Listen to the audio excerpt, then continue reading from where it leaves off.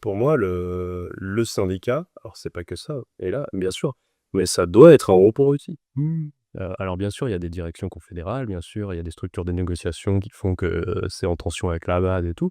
Mais fondamentalement, s'il y a vraiment un intérêt, heu, génial au syndicalisme, c'est qu'on peut en faire un rond-point. C'est-à-dire un truc qui réunit des gens sur la base d'une pratique. Alors, une vague identité, on est des travailleuses, OK, mais ça marche aussi pour les gens qui sont au chômage, qui est souvent notre cas, et puis vous l'est toujours plus ou moins, hein, dans le secteur des arts et de la culture, qu'on vient traiter.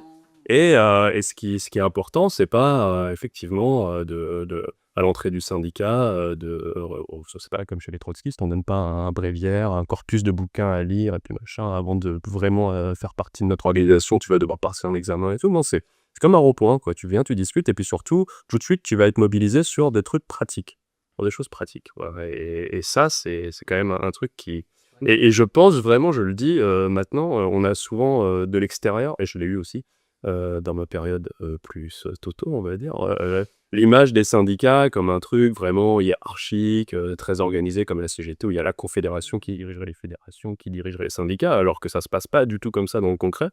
Et si j'ai un truc à dire à des gens aujourd'hui qui regarderaient cette vidéo et qui seraient hésitants, quoi, c'est que, le syndicat, c'est vraiment un rond-point quand tu le vis à la base, quoi.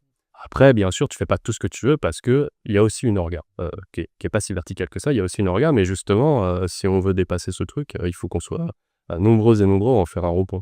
C'est ça et je trouve que du coup, on revient encore à ce truc beaucoup plus, complexe que des idées. C'est, qui est dedans?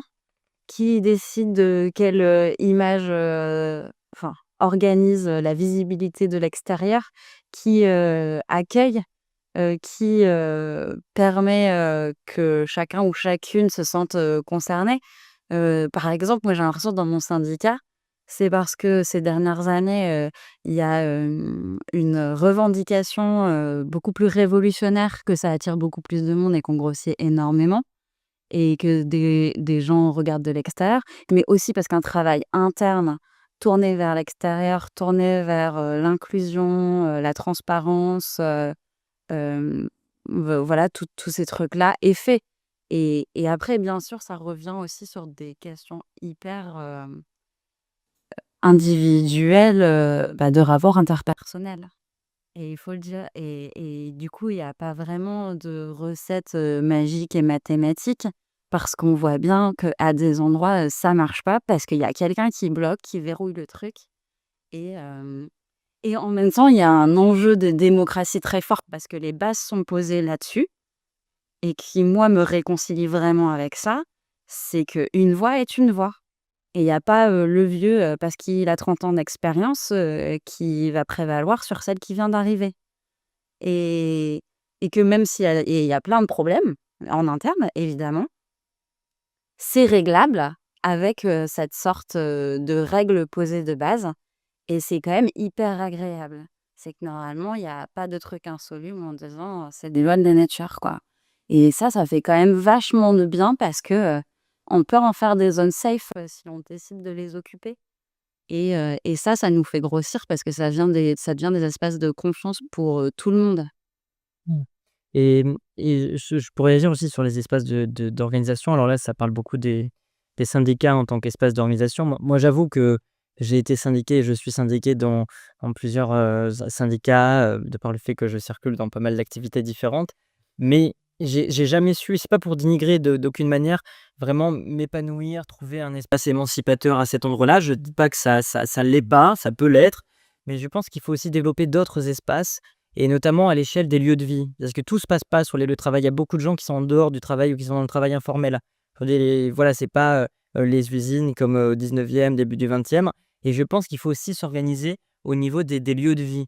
Ça me paraît essentiel et pourquoi je dis ça? Parce que l'autre jour et là, c'est vraiment un acquis de cette journée du 10 septembre. Ça fait 3 ans que je vis, dans une résidence Crous du 18e et ça fait 3 ans que on passe dans les escaliers, personne ne se parle, il y a aucun contact et cetera. C'est la mort, quoi, sociale et là, le 9 au soir, j'arrive avec des potes que j'héberge, parce qu'ils viennent pour le 10, et en bas à la fenêtre, il y a, 2 amis de la ré enfin 2 personnes de la résidence qui parlent et on se met à faire une sorte de micro AG spontané à 5-6 avec les gens qui rentrent le soir de leurs courses, etc. Et c'est la première fois en 3 ans que je vis là-bas qu'il y a un échange, une interaction sociale. Et ça part du 10 parce qu'on entend parler les premières personnes de cette journée. Qu'est-ce que vous faites demain? On crée un fil WhatsApp parce que bon, tout le monde n'est pas militant, donc tout le monde n'a pas Signal sur son téléphone. Et on se met à discuter. Et je pense que il faut renouveler aussi les espaces de lutte et d'organisation et viser notamment les lieux de vie et les quartiers. Enfin, d'ailleurs, on n'invente rien parce que quand on regarde rétrospectivement, les moments de révolutionnaires comme type la Commune de Paris, ça s'organisait bien plus à l'échelle des lieux de vie d'ailleurs et des quartiers que des lieux de travail. Et donc je pense que c'est important de délaisser aucun espace pour justement être le plus inclusif et inclure le plus largement possible les gens. Mais moi, je suis désolée, hein, je vais prêcher pour ma paroisse, mais par exemple, dans la CGT, il y a les unions locales. C'est des espaces réellement, par exemple, dans tous les arrondissements de Paris, qui sont d'ailleurs souvent en plus hyper chouettes, qui font rencontrer des gens beaucoup plus différents. Et deuxième chose, moi, je fais partie, justement, je pense qu'il y a un peu la nouvelle travailleuse d'aujourd'hui, c'est-à-dire non salariée. Je suis artiste. On n'a pas d'espace de travail collectif, on est hyper éclaté.